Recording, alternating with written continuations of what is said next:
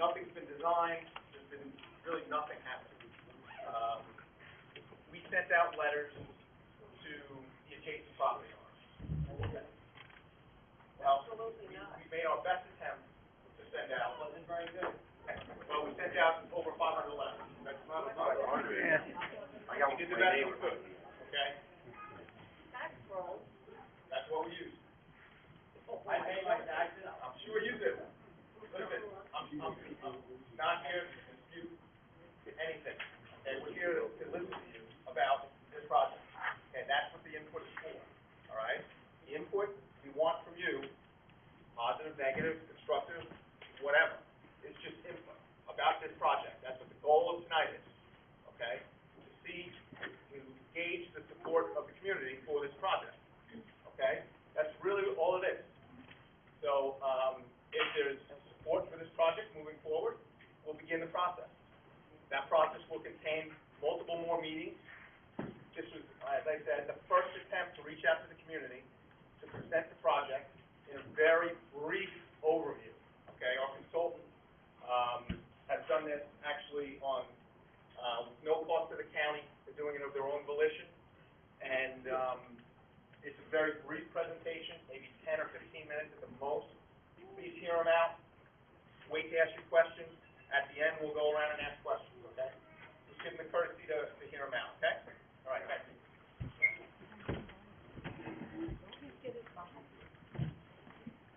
Hello, everybody. Let me know, first off, if you can't hear us. My name is Jack Normandin. I'm a landscape architect. He's a civil engineer, and we work for a company called the RBA Group. And if the project goes forward, we'll be the ones preparing the design plans for the trail. And so what we wanted to do really, as Bill said, is just give you a very brief and kind of general overview of what the project is about, and then really kind of engage you in a talk or a dialogue about what you think is good about the project, what you think, what concerns you perhaps about the project. So essentially what we're talking about here is paving a trail, what we refer to as a multi-use trail that can be used by cyclists, walkers, runners, rollerbladers, naturalists, birders, whoever, that would run about 10 miles, right, from a little bit east of Port Jet Station where the railroad tracks end, as far as Wading River. And what we're proposing to use for land is the right-of-way within which LIPA has its power line. And a lot of you probably already know that this is an old railroad right-of-way that was active until about 1938, and then railroad service was suspended, and the tracks were pulled up, and it's been basically empty and somewhat derelict in some places, but pretty well maintained in others as well, all these past years. And I know that there's a lot of people who are already making good use of this space in very healthy and productive ways, and we just kind of want to improve it and make it more available to a greater segment of the population so they can really get out and enjoy what's kind of a beautiful natural resource right now. The right-of-way generally in most places is about 100 feet wide. The trail would basically be restricted to, there's two sets of power lines if you're familiar with this right-of-way. There's the big high-tension line, and then the more local lines on the other side of the right-of-way. And the proposal right now is to pave a 10-foot wide asphalt path that would kind of meander through the open space between these two sets of power lines. So it would never really be getting very close to one edge of the right-of-way or the other edge of the right-of-way. And then it would cross, the various small local roads. There are 20-some roadway crossings, but these are generally fairly low-volume, 30-foot or 30-foot wide or less local roads. And there'll be multiple connections, obviously, at each of these locations, at each of these roadway crossings. There'll be places to get out to 25A or into the local communities through which the trail passes. We see the value of the trail, in myriad ways, really. It's obviously a recreational asset. Some people describe this concept as kind of a linear park, if you will, connecting bigger town and county and state parks and preserves. Could potentially provide access to stores, provide access to schools, provide access to jobs for folks who want to get to those places by a means other than driving. And it gives an opportunity to, as I said, kind of put eyes on the space, public eyes on the space, and get more people from the surrounding community engaged in maintaining the space and beautifying the space and making it a more integrated part of the community and its natural resources. So that's kind of the big idea, really. And we're here to kind of answer your questions and talk to you about your concerns about what it could mean for the local community. First comment I have is basically that you just made a comment that you're going to go down the middle of it. It's already got a path on the top up by the larger power line and a path by the lower power line for most of the area. It's already walked. People walk there. You're going to go right through the middle, disturbing whatever foliage is there, whatever trees are there. That wildlife, that makes absolutely no sense other than using what is already been paved by foot traffic. It's a good point. I mean, we don't want to destroy natural habitat. That's not our goal, certainly. Being a landscape architect, I'm very sensitive to the fact that there could be some some really valuable species of plant life out there, and then obviously wildlife to go with it. I think that's something that, the design process has not begun. As Bill said, this project is not officially underway yet. We've only made the briefest of field visits to really take a look at the area. Steve is actually from this community and knows the area pretty well as a resident of this community. And so that's really where our familiarity with this particular corridor comes from at this time, but we'll be getting much more comfortable with it, much more familiar with it, inch by inch as the project goes forward. And I would offer that one of the options we can explore in the early stages with LIPA is perhaps shared use of their service roads. And there's because I think that's what you're referring to. There's a track out there now that LIPA uses to run their trucks up and down to get to their poles and service their equipment and their facilities. If they're open to it, we can certainly explore the possibility of a shared use service road / trail so that, as you pointed out, the area of disturbance is minimized. And just to follow up, Jeff brings up a good point. LIPA is going to have a lot of say in it. We're going to be working with their future plans. If they have future plans to put additional power lines, we're going to have to try and avoid those areas. So the location of the trail is by no means set. Somewhere within that 100 feet, yes. We'll try and keep it as far away from your adjacent properties as we can. Yes, sir. As he said, the trail is there right now. I live on Chris Road, south of the trail. The grade is higher than the south side. People walk in and out, usually kids. Maybe through the course of the whole year, 5 groups of kids. They walk through. They are in my backyard. I'm looking up. You can be in the backyard. They're right there. But my real question is, what makes you think people are going to walk? They don't walk now. Go to your shopping center. They pull up with the car and they wait at the door.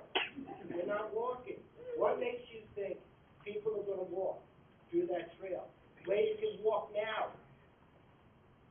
You can walk through these You trails can now. walk through the trail now.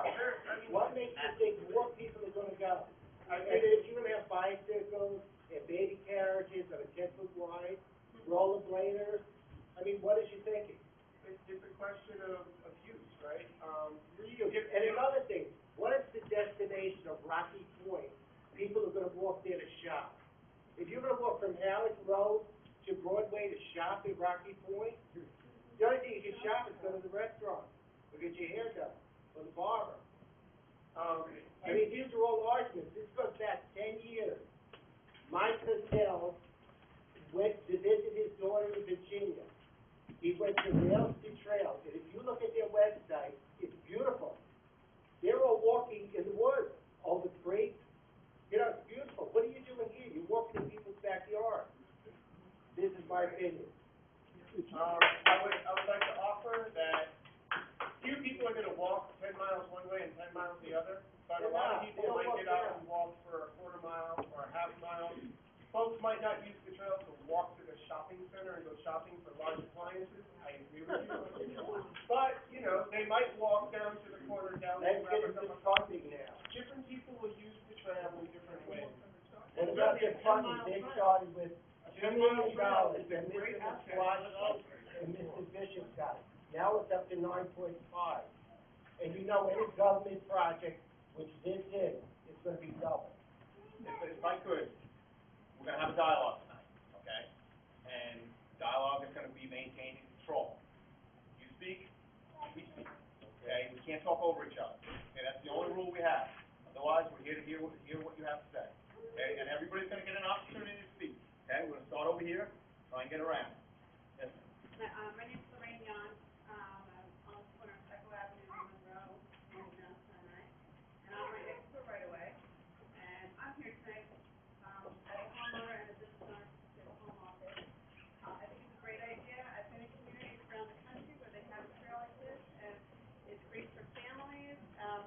Your concern, I know, is, you're not seeing the trail. But that could be for a landscape architect, so I'm assuming they know how to plant bushes and hedges to not see things like that. But this is such I'm a runner, I'm a biker. It's, I have 3 boys, all different ages. It's not a safe area for our kids to ride on 25A. We've all seen the deaths. We've seen people get hit by cars. I've seen the bike path, and I see people ride a trail out on the road. It's not safe. I think I'm a fairly good driver. I almost hit those bikers. I mean, they just come out of nowhere. But the path provides a healthy outlet for all of us to get on it, just to go as a family to ride. It's easier to go out as a family, and we're trying to keep families on Long Island. When you go to a community that has something like this, I'm thinking it's only going to help some of our older folks here who maybe want to sell their house to a younger family moving in. It's a great thing right in your backyard. Your family doesn't have to go out on a main road. You go onto a protected trail like this. I don't know if anybody's been up to Niagara. It's called, the city is called Niagara. It's up in Canada. And they have a trail somewhere that's all around this small city that's all around the Niagara River. And everybody uses it. They are carrying groceries and things like that. But I'd like to say thank you for bringing it to our attention. And personally, I hope it does come through. I realize we'll get it, but I hope you guys will work it out.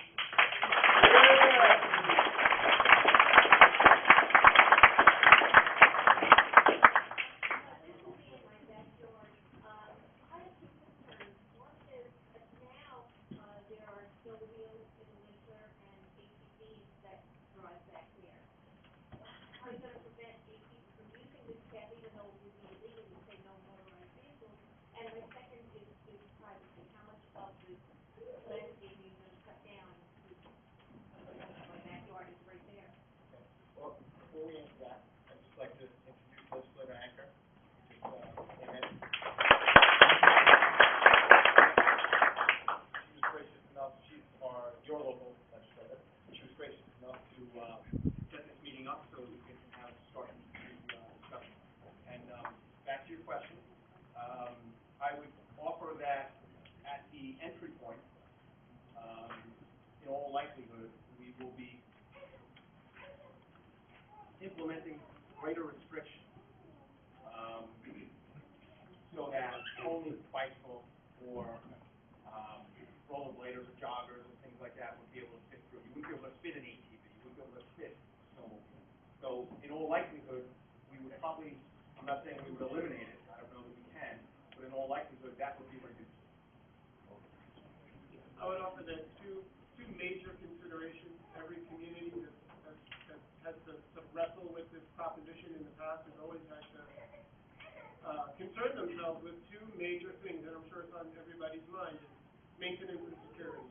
And, you know, these are obviously, these are what we call, we can't ignore these things, obviously. You can't design a trail, build it, stick it out there, and turn our backs and walk away.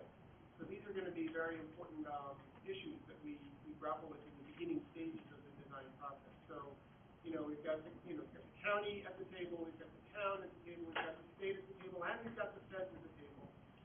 The money can't get spent unless these 2 issues are addressed in a way that's satisfactory to the local community. You know, we don't have the final answer here tonight because, as I said, the planning and design process hasn't really begun yet with all those stakeholders participating in a big way. But we're fully aware that those are paramount and important and need to be addressed.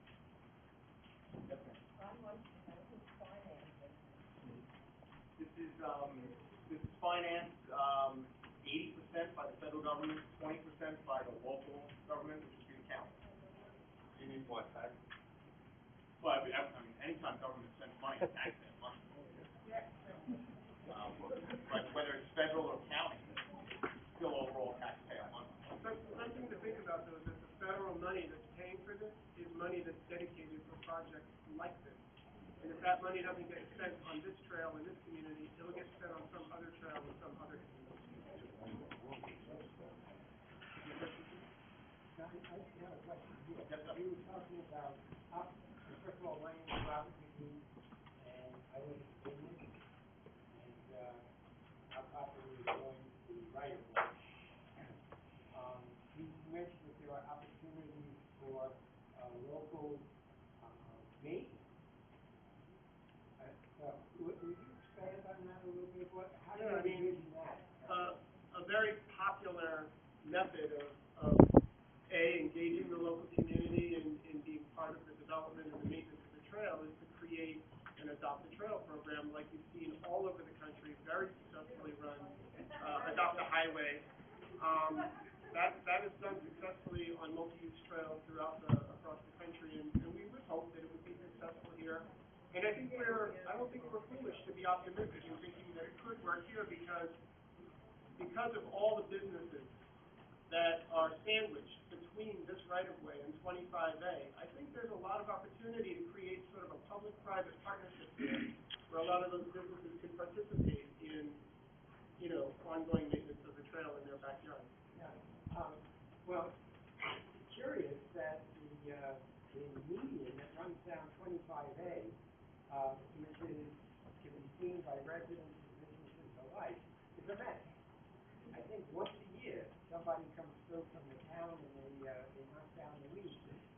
So if those are opportunities for businesses and individuals to adopt. It's never been done.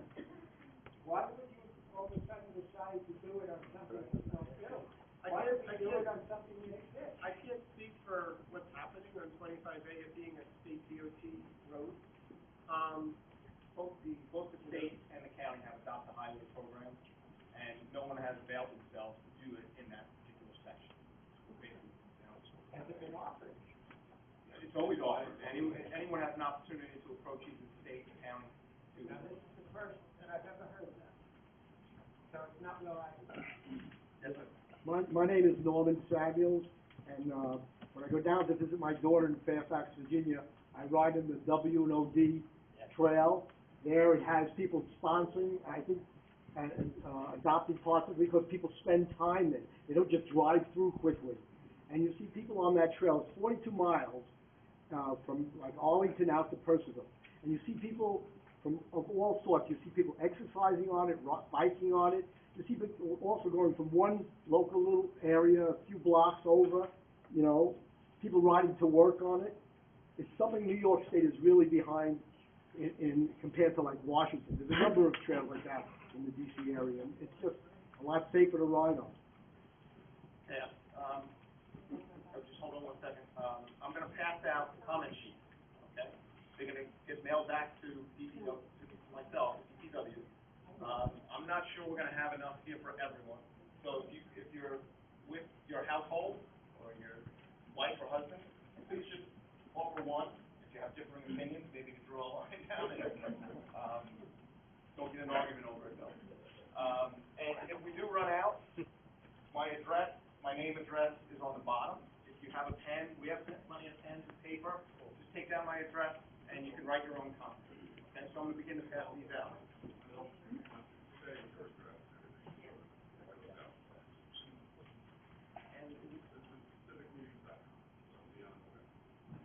Okay.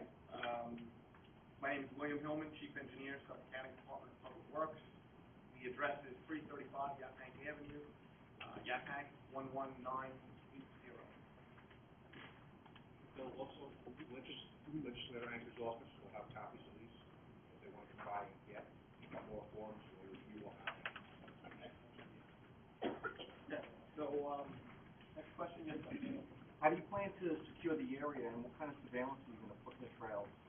The police have a hard time covering their area right now. And I see as soon as it's getting dark, this would be a perfect place for illegal activity. Sure. I mean, you guys know this trail better than I do. I'm not from this community. I would suspect that in its current condition, it's probably most ideal for illegal activity.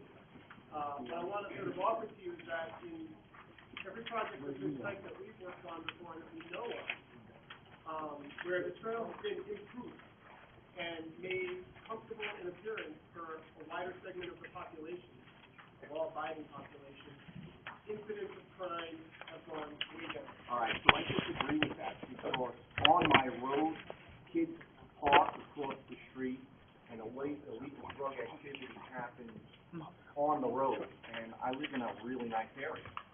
I'm not saying it doesn't happen anywhere Right, else. so all I'm asking is, what are your plans for surveillance of some sort or securing the area? There would be no plans for any type of digital surveillance or CCTV cameras or anything like that. No plan. No plan, no. That's not something So that, crime rate could rise. I'm a civil engineer. I'm not an expert on it. Consider backyard and offer no security. Okay, we'll get there. I understand, but. We'll get there, let's not shout it. Not the floor, okay? So, as the design process goes through, could that be implemented, I guess, but who's gonna be watching the video? Police? I don't know. Yes, sir. Well, our yard, we live next door to each other. Our yard, the trails are right in our yard. We have kids come in from fires, we have to call the city. We have kids from the time April comes. You see, kids with little motorcycles, stripes, they don't belong there. So it's only going to invite more. It's a wonderful idea if it was the perfect scenario, but unfortunately, we don't have the perfect scenario. I don't want to get into like a, he said, she said, but what experience has shown communities in projects like this, because this is not a new thing. It's been going on for a lot of years now, and there's a lot of miles of very successful trail out there now. Just like this one, we just did one very recently. Talk it, we can tell you about, there's some information here about it. What experience has showed us is that when you clean a place up and you design it in a way that sight lines are open to public places like streets, crime goes down. More people, the right kind of people, start using that space. And the people who want to do bad things don't feel as comfortable doing bad things there anymore. And that's really, we call that environmental design. And that's really the approach that we would be taking. I see that happening during the day, but as soon as the sun goes down, I could see an increase in crime. Yes, sir.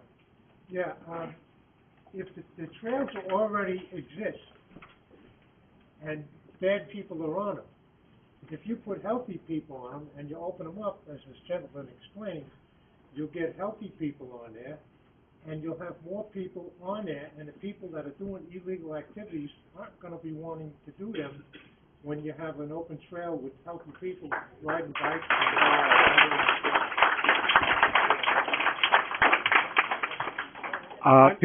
Peter Oleshek, Vice President of the Rocky Point Civic, and I dispute that because I have gone in the dusk hours on bike rides in Central Park, and I'll never do it again. So more people is not it. Police protection, patrolling, surveillance is it.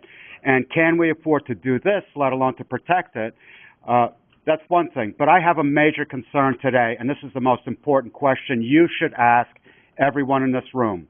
How many of those present today own a property that abuts the Lipa Trail so that your opinions and your guidance is not skewed by the conscience of making sure you serve the homeowner affected and impacted first?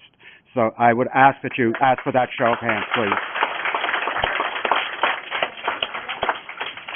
That's a very valid point, and on your comment sheet, please note if you're an adjacent property owner. I think that's something very valid, and your comments should be weighted a little bit heavier than someone who's just traveling through. Okay, I just want to add to that, that I know as of today that there are at least 7 of our members, just in Rocky Point alone, on one street that were not properly notified. So there's a deficit in the notification system, and I'm very concerned that that be repaired and that everyone is involved from the beginning as we move forward and develop an opinion that is supposed to be community-based planning. Thank you. We made our best attempt to notify everyone, and I'm sure we missed people. We sent out over 400 letters. It was our first attempt. We asked everyone to sign in, and this is the very first step at starting to get together a community list of interested parties. I live on the lines in Mount Sinai, and like another gentleman brought up, my property, my backyard is on a lower grade than the right-of-way.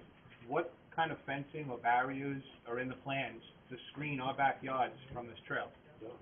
At the moment, the budget does not permit massive screening of, it would essentially be 20 miles. 20 miles one way, 20 miles the other way, excluding some properties, you might be down to 10 miles, some commercial properties. So the budget would not permit screening every residential property. So here's my other concern now. If you go to the far side of the right-of-way, closer to 25A, if you strip that out of vegetation to run your trail there, I have the Mount Sinai diner behind my house, I have a parking lot for that diner behind my house, I have Agway. If you strip that side, I'm looking at that parking lot even more than I am presently in the winter. Well, something has to be done to protect the people who live on the line. Well, I don't disagree. We would make every opportunity, we would try to avoid existing vegetation at all costs, okay?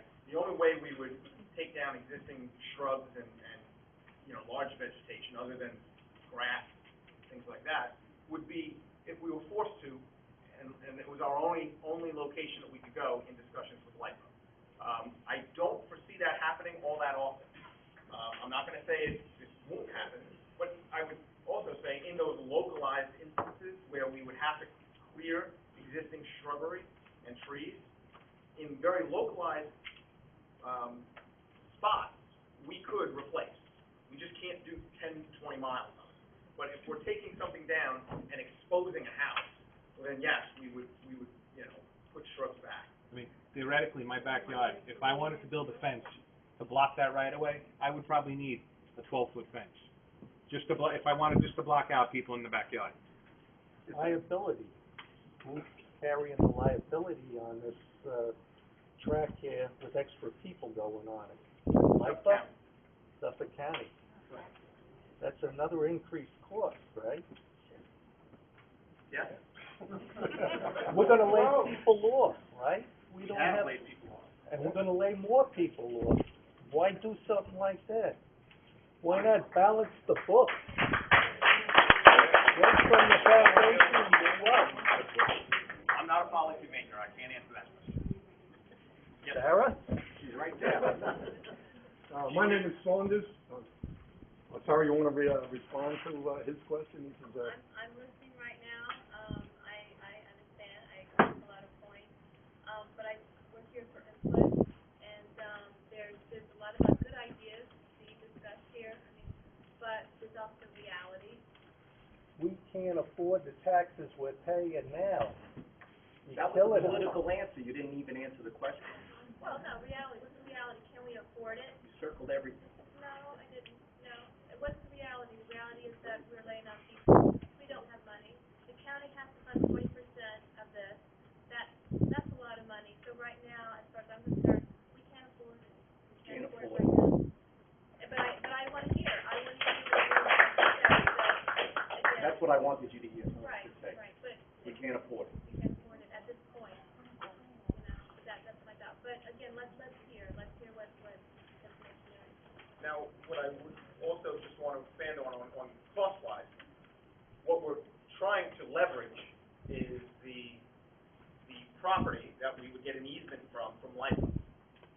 That has a value to it, okay? That value of that property may be able to offset 20% cost that the county would have to fork over or pay. So there's a potential that there may be no cost to the county. But regardless, right now we have think it's $8 million for this project of federal funds.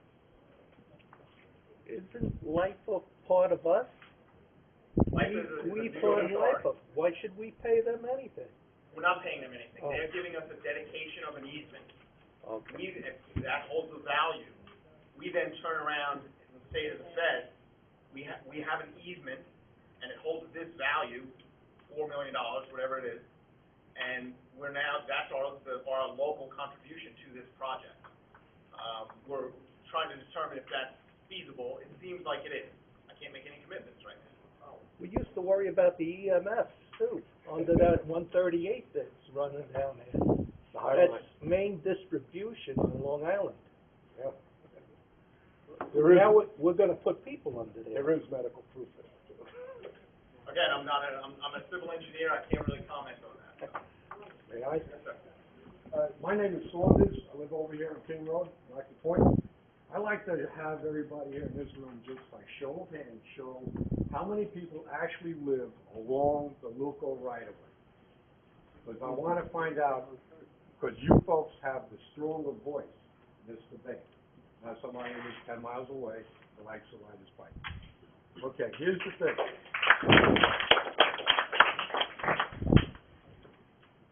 This is not a new idea. This idea, the exact same project, was proposed in 73, 74. And you got to remember, 73, 74, there were 50% less people, maybe even 2/3 less people, and they respected everybody's property. But 3 questions were asked, and as soon as they were asked, the project went away. How were you, local, at the time, it was going to be local right away. The county had nothing to do with this. The people who were pushing for the bike path had dealt with just local. And what they did was, how are you going to prevent somebody from using my backyard as a bathroom? How are you going to prevent somebody from hopping through the bushes or through the residential fence to steal stuff from the backyard? And how are you going to prevent somebody from breaking into my house in the backyard? Because what you're doing is giving a full, open access to all the backyards. Now, I don't know about Mount Sinai. That the police can't get to. Well, here's the thing, I'm not totally against bike paths. 2 people mentioned Virginia. I worked down there for a year. They have them, they're nice, but it's a totally different development and community system. I've seen bike paths down in Washington Crossing, down in New Jersey. It runs for 10 to 20 miles from Washington Crossing up through Lambert Road and into Milford, I think. 20 miles. They have bathroom facilities. You got Metro Park, an hour north of Detroit. Again, different physical terrain features. You have townhouses on one side, you have single-family houses on the other side. The path goes all the way down to Lake St. Clair. It is beautiful. It only costs $2 for the out-of-town to get in. That's the difference between Michigan and New York. Now, here's the thing. Those places that we've mentioned, you folks have seen, can be seen from the road. Normal traffic can see the people on the path. Cops can see the people on the path from the road. There are places from Middle Place all the way out to Wading River. If the clearing crews didn't clean it could be a mini jungle. That's how overgrown it is. People are enjoying privacy and a sense of security right now. What you're doing is you're inviting, there's 50,000 people between Mount Sinai and Wading River. Shut that. I'll get it.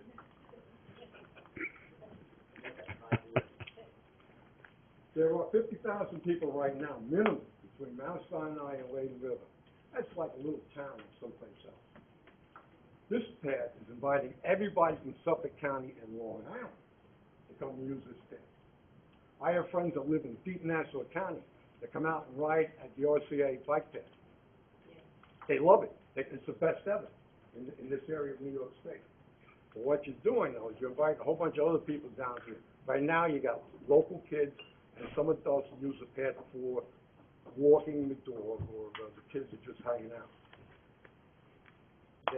You can't see the path from the road. It's behind the houses, both backyards, the cops can't see that path. So the question is, how are you gonna provide, protection? For the women who wanna go running with, or, the kids are gonna be, jogging there? If they can't be seen, they're actually hidden from sight in those backyards. That's the only main concern I would have. In other places, it works really good. But the terrain features right here, I personally think would prohibit it unless you get a 12-foot fence and you have a dedicated security going back and forth. Then it'll work.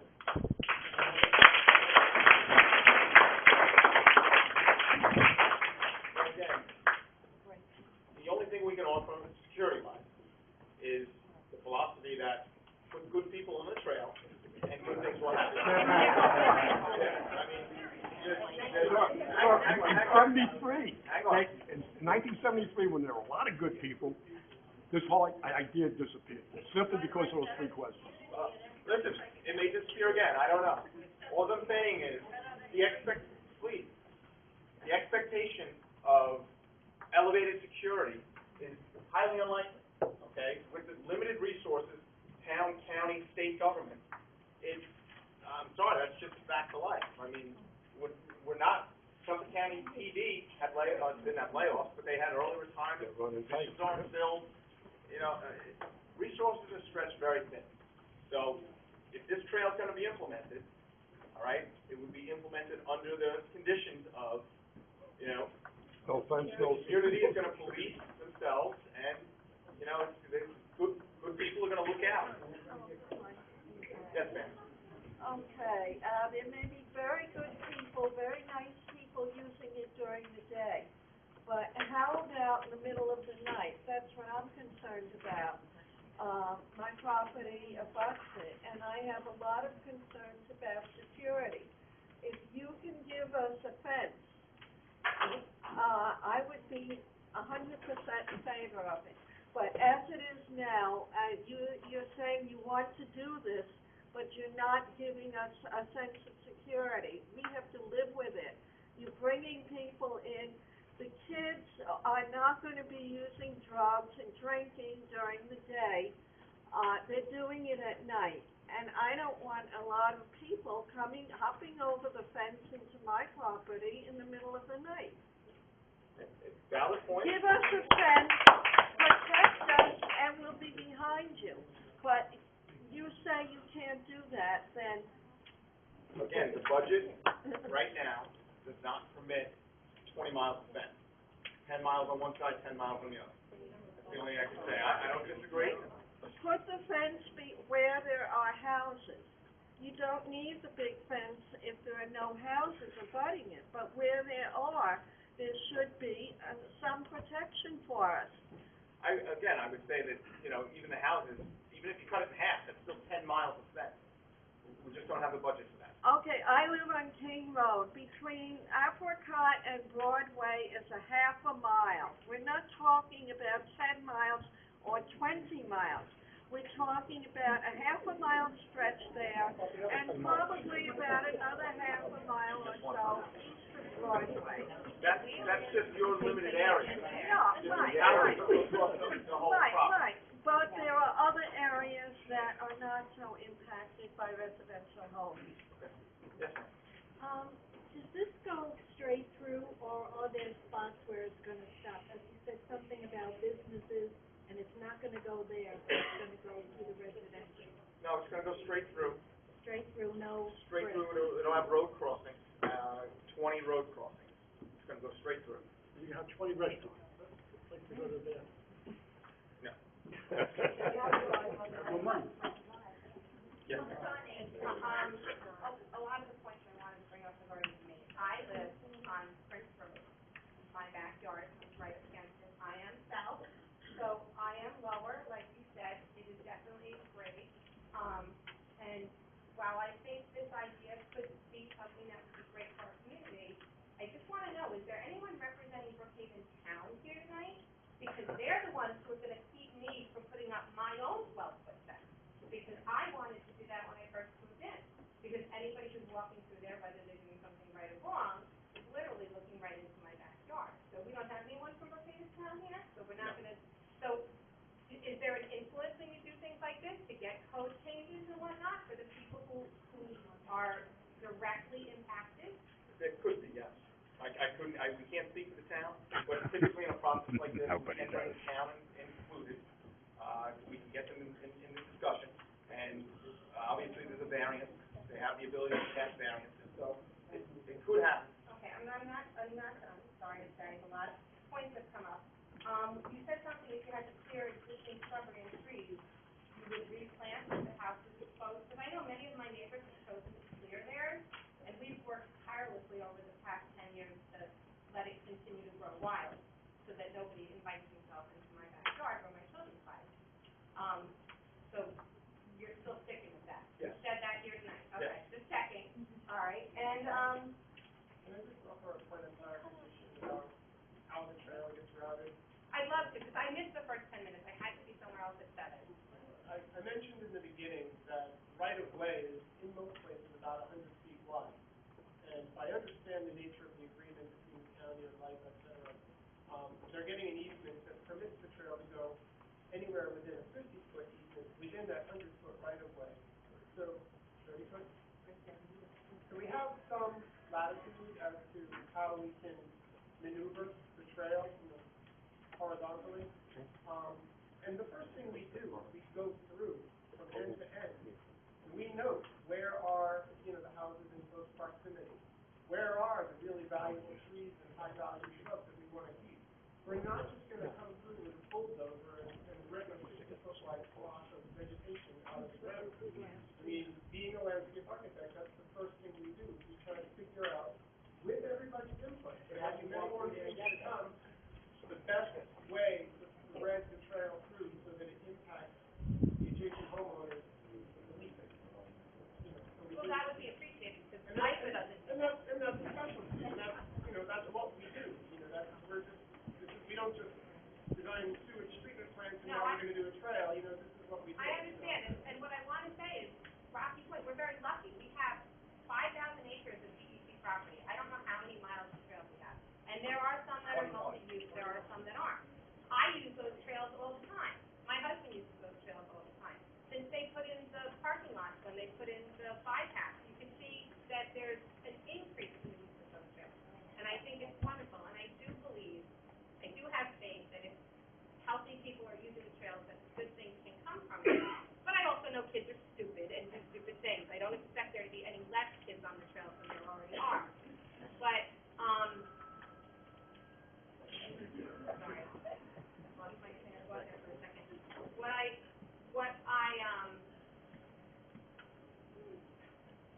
apologize, I lost my train of thought. I do have another question. You said Life is going to, it's an easement, so like sort of they're giving away that property? Yes, we have a 25-year easement.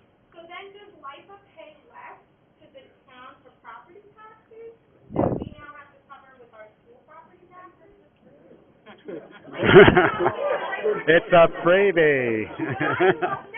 You believe in Santa Claus?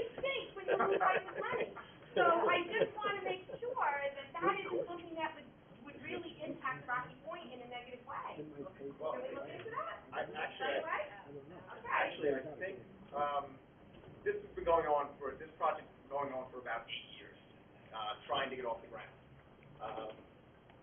And it did come up several years ago, and I think it was around $100,000 a year, and I think the county was gonna pick it up. I think, I'm not sure. Oh, they got the money. Remember where I lost my train of thought, and I just want to They got say, more money. if it's paved, I do believe we'll lose a lot of that ATV traffic. The motorized vehicles, they're not interested in being where it's paved, so I do believe we'll lose that. I have two questions. Security. I have problems. I live on Prince Road where the high wire went up with the cell phone tower. We have a little fence way up there. Kids hanging out all the time. I call police, never shows up. Security, where? The other thing is bathroom maintenance, clearing up the trash, maintaining costs of the trash. Who pays for it? That would be, the county, Suffolk County, and, I will, maintenance of the trail, trash, specifically trash, cutting the grass, things like that. I will tell you that it will, under the present conditions with the workforce that we have, it will be a struggle for the county to perform those tasks. I'm not gonna stand up here and tell you something that's not true, okay? So, as we indicated, we will probably rely heavily on the community to help us maintain that trail. Do you have a better plan?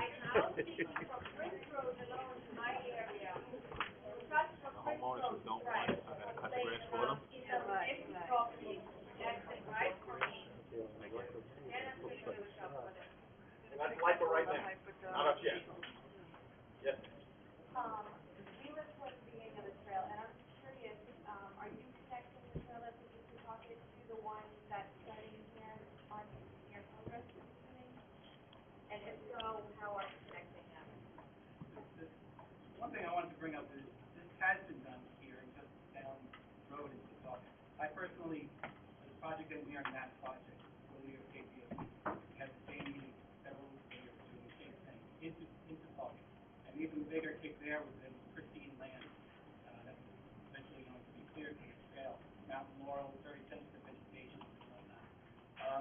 So we've been through this, before. There are, in terms of maintenance, the Friends of the Greenway Trail actually was assembled, and they maintain that facility. If anybody's been on it, I haven't seen a piece of trash.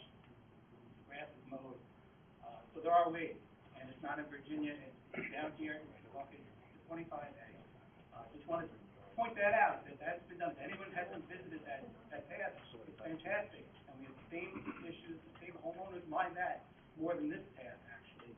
We have a big spot of land here with schools and have parks. Tom Swasey had Christmas doing landscaping. Just wanted to point that You out. have to pay them that it has anyways. been done, and we haven't, It's taken a look public at that. against the union. Greenway, No, smart, the state is now adding on to that another 2-mile stretch, onto it, which is very popular, and it is, locals are using it, and it is the moms and the dads and the strollers that are using it more than anybody, taking people off the street, especially you in Rocky Point, Sound Beach, as a resident.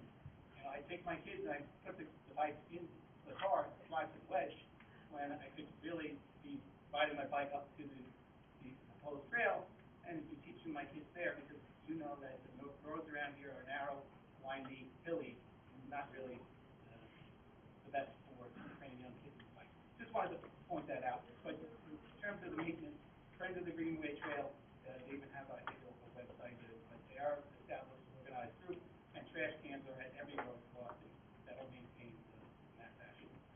but I don't believe there's any plans to connect them right now. There are not now. Oh, no, Hopefully that in the future. there's Halleck Avenue, which is an on-road bike route between the two.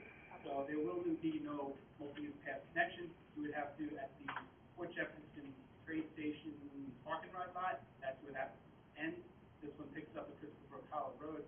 There's a 1.5 mile of on-road, bicycle route. Just on a side note, I also want to thank the neighbors, because we weren't sure if we were gonna be here tonight, and she personally called us back, and I appreciate that, because we had, many of the same concerns as everybody else here, and, it's a little disappointing to hear, in my own opinion, that there are homeowners that aren't here. I hope that everybody that is affected by it, does get notified, and that their voices are heard. We were really upset when we thought it was going to directly impact us, and, I am completely in favor of it, but I think it was very sensitive to all the homeowners too. So I hope you fully have my support with that in mind going forward. I think I understand the Brian concern and stuff like that, but it's definitely valid if you don't have plans. Yeah, it's great. But as far as general Brian goes and stuff like that, I mean, if you look at the city, you have the High Line project, down on Brooklyn Bridge, not Brooklyn Bridge, Brooklyn Waterfront, there's parks there now, pretty good. And I think over here, I think this would be good. Yeah, I share with you daytime, it's great, very useful. At night, yeah, obviously that is a concern that we all share. Yes, sir. A couple of comments. You said there was a budget.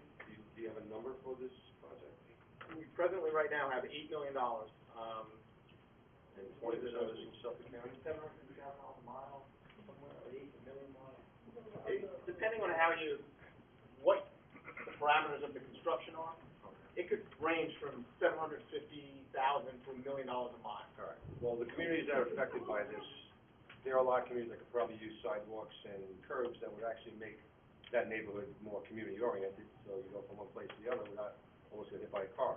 The other thing is, I know you guys haven't done any kind of studies yet, but there's an ecosystem behind there that's pretty wide with a lot of different, animals and fowl and all sorts of things that, I don't care what you do with it, you're gonna disturb it, all right? And one more thing, I've been through a lot of bike paths and trails, and they are beautiful. The only thing I don't understand is, do I want my family for like 10 miles to be engulfed in electromagnetic fields? Are there any plans like dropping those lines down underground? Because I don't want to look at a damn pole for 10 miles. That's what you're gonna get. The sounds of the buzzing from the wire, because I live right next to the damn thing, and I can hear them. Depends on the weather. Sometimes it's popping, sometimes it's sizzling. Nonetheless, it's the monolith, all right? There's no bush big enough to cover it. If you took those wires down and put them underground, you know what? Put a bike trail back there. They can't because there's cell towers on them now. Well, Like if you won't get a bike trail then. So the beauty of a bike path in Mullenville, we got, I don't know how many miles of trails we have from Miller Place to Yaphank and beyond. We have parks, Prosser, Cathedral Pine, we have things all over the place. You made mention of putting your bicycles and the kids in the car. You gotta do it to go to the beach. So all I'm saying is, a bicycle path, and, people coming back and forth, jogging, healthy people, that could be healthy running up and down this electromagnetic field every day. I just don't understand the, I would love a bike path, but I don't understand it. To me, all it's doing is, the protection policies that the issues are, I got dogs, I really don't care about it. They'll let me know if someone's down there. Other than that, I can understand people's problems, because I see kids go by, and all I do is lean over and yell down, get the hell out of here. That's what I do. Some people aren't home. The good people are home, sleeping here. The good people are sleeping at night. You understand? They work. And on the weekend, they take their kids and do their thing. But for a path, it's just, to me, it doesn't make much sense aesthetically. Unless you're interested in poles that look like trees. I don't know. I would agree with you. This is Jason, and I do second exactly what you said. I'm an aeronautical engineer, and I've thought about that many times with the sizzling and stuff, and I think about, man, on airplanes we do electromagnetic interference, stuff like that, RFI. And when I saw this proposal, I said, great, but I also said, man, for 10 miles, it's gonna be. Yeah, you're gonna watch the kids' hair fall out. What's going on? Bethpage State Park has an 8.5-mile long trail that runs under the power lines right now. And studies have been done. The federal government would not put money into a project like this if they thought people's health would be endangered. Are you talking about the park with chromium-6 underground? Hold on a second. That place has a toxic plume underneath that hasn't been remediated with chromium-6. Come on. This knowledge base that's out there, the most recent studies on exactly this issue, rails under power lines, have concluded that it is not a health risk.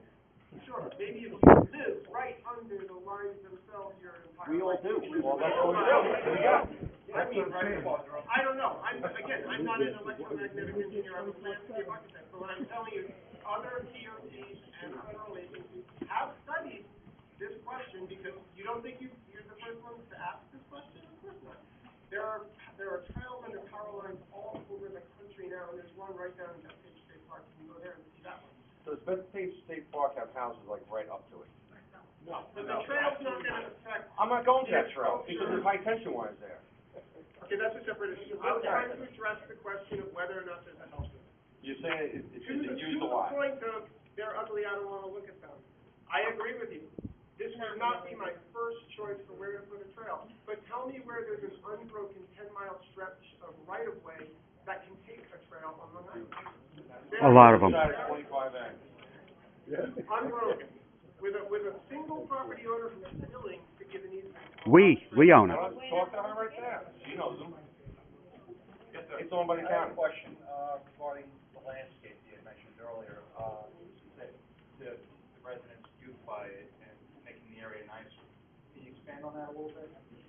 There's absolutely nothing to stop individual homeowners from installing landscaping if they choose to, you know, at and along the before. edges of the Boy right Scout of way. project and everything else, Sorry? like a Boy Scout project or something.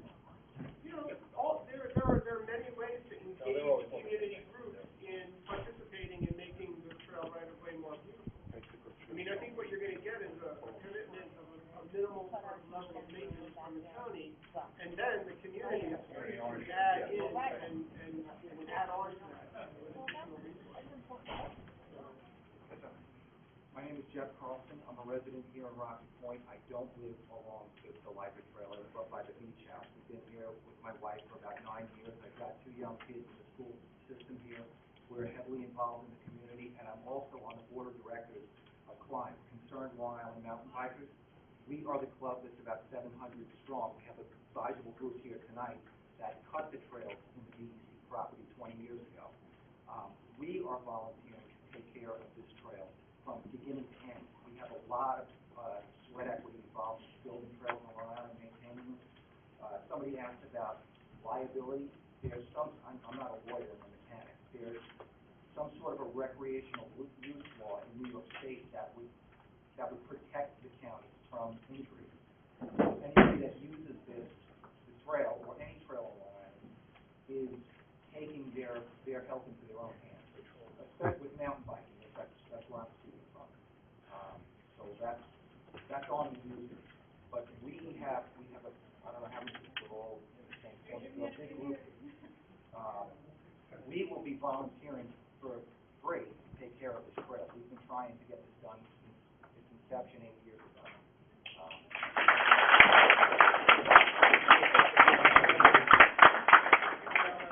I'm sorry, just one more thing. Yes, sir. Yes, ma'am. So part of, you know, I've heard a lot of people say security, and I think one of the things that we found with, you know, these are some of the healthy people that are going to come into the community and use it. We care so much about it that we're here tonight. I don't want you in my backyard. So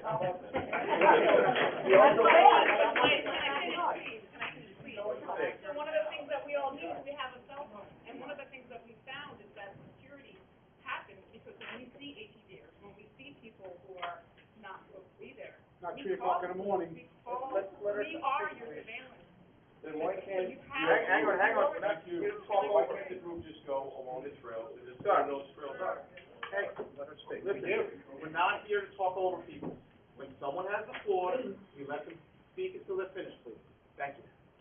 So I was once a community that had a paved path, and I used my stroller, I jogged along that, it was a wonderful, beautiful place. If Massapequa Park has, a paved path that goes through people's backyards. And I think that you already have the trail, you already have the problem. This is a solution, and someone's giving you, without them giving you the money. We have members here tonight who belong to IMBA. It stands for International Mountain Bike Association. It's a gigantic, faith-based lobby congress. We're got a lot of people involved. We have patrollers that actually wear a uniform and are on bicycles that are certified first aid responders. Some of them, they're on these trails. They're in the woods. They're on. Yeah, right, that's right. Yeah. Sometimes at night. So they're taking the law in their own hands. But again, you already have that problem. That's not good either. Of overgrown brush that nobody can get through. That's what I have to know. Okay. Yes, sir. My name is Ray Fedora. On my property abuts right to the Wilco right of way. I have to call them to mow the lawn 3 times a year to cut the right of way down. They don't take care of it. I don't know if it's you guys or the county that does it. I've also had problems with kids. I have a dog. The kid was teasing my dog one day, right? I'm gonna be responsible because some kid is over there teasing my dog. How many times have I had to chase a mini bike off of the right of way? And don't tell me that no kid is gonna figure out a way to get a mini bike on the right of way. I've walked the ones who's walking. Believe me, with every ingenuity today, they can get it by. My privacy is gonna be gone. I bought my house in '73 on the right of way before the privacy. I kept my property up. I dealt with a shopping center. I also got to deal with the smell from the stupid sushi bar every once in a while, where I got to get on those guys every once in a while. I mean, what more do I gotta do? Now I'm gonna have to, police people? I got a disabled wife in my backyard. What happens if somebody jumps the fence and tries to attack her? I'm not gonna say it's gonna happen, but it's a possibility. I work with Klein and with the road fund. I hear security is the main thing here.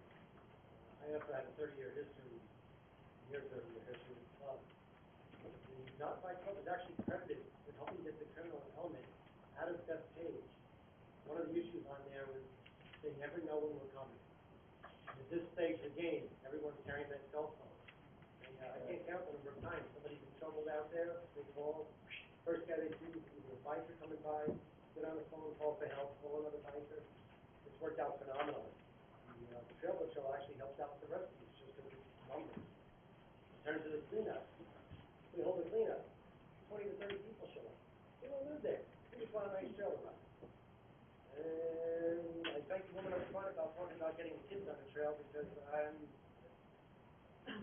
everyone approaches me about cycling questions. And I'm always challenged to tell them where to go for safe places for kids. In addition, now I'm getting the older adults saying, you know, hey, I need to get a shave, I had a heart attack, I gotta get back, I wanna do some easy biking, I can't stand the road. This is the ideal location for them to start. And finally, most of this is local. This is actually not a trail that someone's gonna take a long drive to get to. Rocky Point is a different story in regards to having a mountain bike trail, because there's so limited numbers of them. But a trail like this, it's everyone who lives here. That'll be the main users of it. Thank you.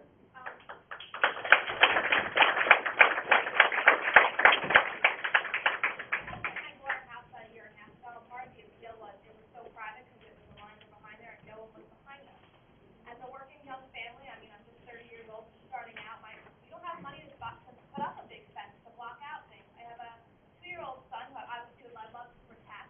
I think you're not going to get this to go past unless you protect the young families that surround this area, and that is a major concern. And I have people, my family's in the fence business, and I can't afford a fence. All right, so I'll tell you right now, it's kind of bad. So I really think that if you really want this to get passed for us, I would be totally behind it if you could provide us with some sense of security, and that's obviously, you can tell, it's a main concern of many of us here. I'm right behind it, I'm right there, and I've had kids in my backyard, my husband saying, get off my property. My husband works nights. I'm scared for my own safety and my son's safety.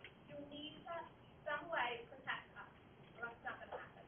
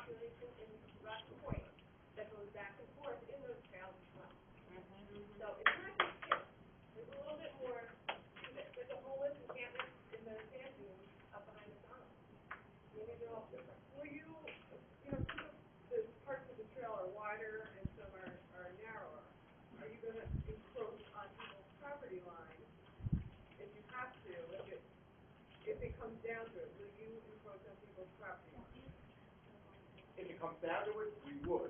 However, obviously, that's government taking private property is not something we would want to do. Trust me. It's painful and extremely costly. Believe me, you'll make out. You should want us to. You'll be a millionaire by the time you go home. But obviously, we would try and avoid that at all costs. The only way that would happen is if, like I said, this is the only place, I wouldn't envision there's some particular area where we can't, within that 100 foot, get through. That's the only way it would happen. If within that 100 feet, like I said, if there's no way for you to cross here, you're going to have to go on private property, take private property to go do it. I highly doubt that would happen. I live on the right of way. I have for 40 years, and the way the situation is now is I very frequently have ATV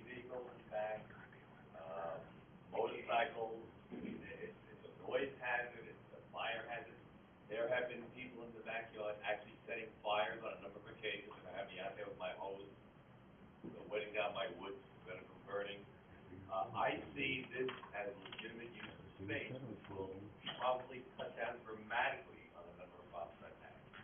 That's the way I look at it. My wife.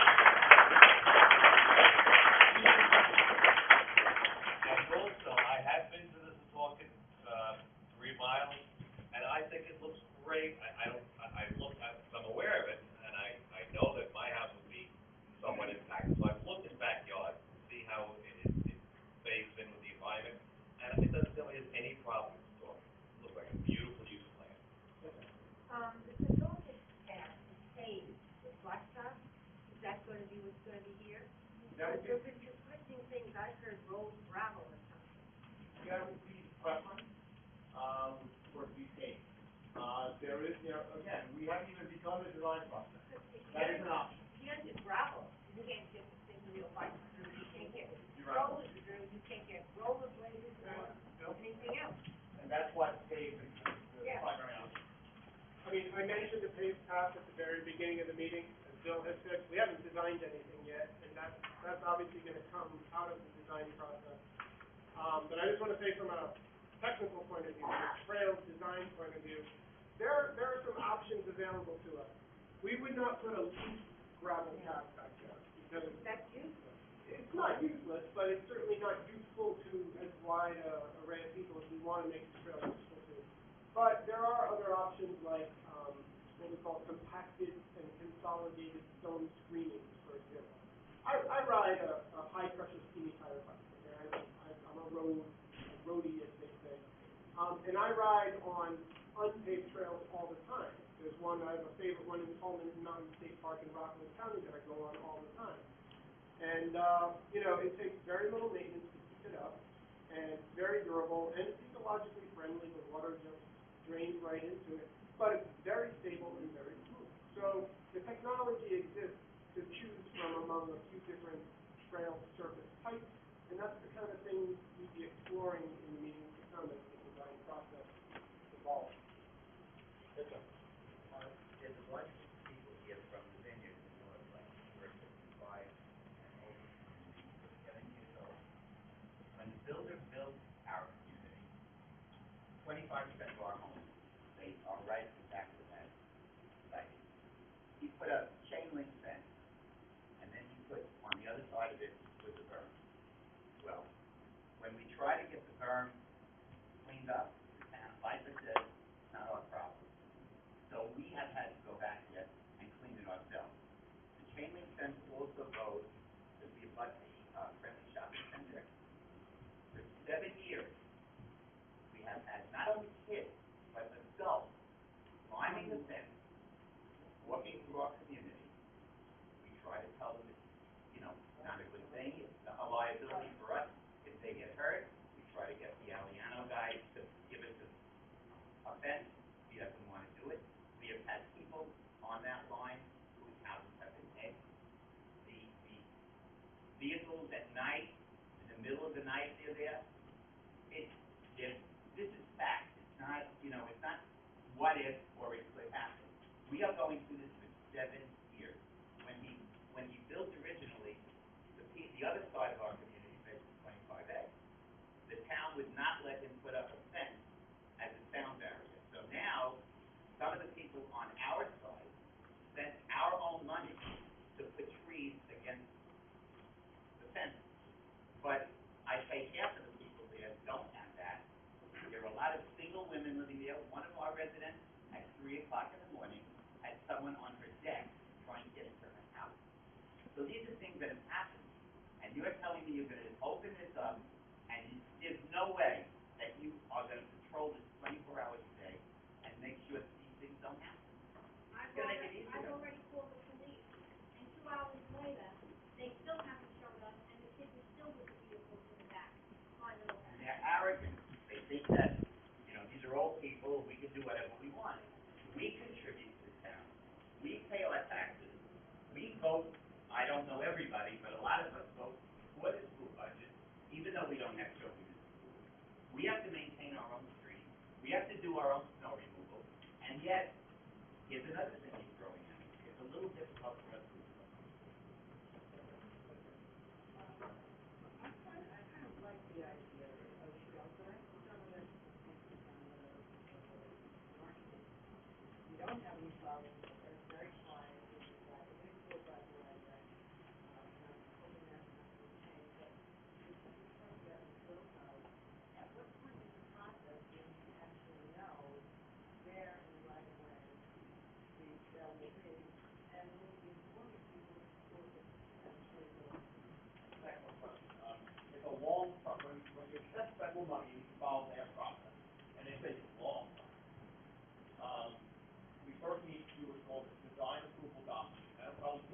12 to 18 months.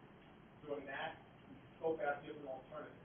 Locate the trail here, it could be of this type, and, you know, we investigated a host of different options. During that process, we will have multiple additional public information meetings, hearing input from the public, okay? Also, we'll be talking with LIPA about any restrictions they may along the trail have. They'll probably assign an engineer to us, and we'll work with them, and we'll show them the different options of where we can place the trail. They'll comment on it also. So we'll be gaining comments from both the public and LIPA during that 12 to 18 month period. Once that design approval document, the culmination of that document is, this is the alternative we recommend. And we give that to the DOT and to the Federal Highway Association. They then approve it. We then now have approved the concept. We then go design it. That'll take another 18 months. So during that first period is when we have input. You have input. I'm sorry, excuse me? No, there's no vote. The legislator's here to hear your concerns and your input. And, you know, we'll be making a decision.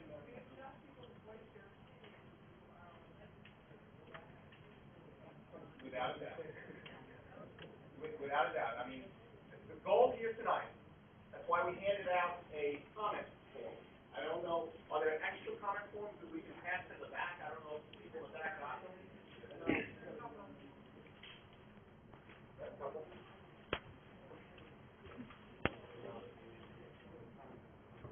Does everybody have a pen and paper? I'll read my address again. Can I hand out pen? Can you guys hand out pen and paper? And then at the end, I'll read my address. And, the goal here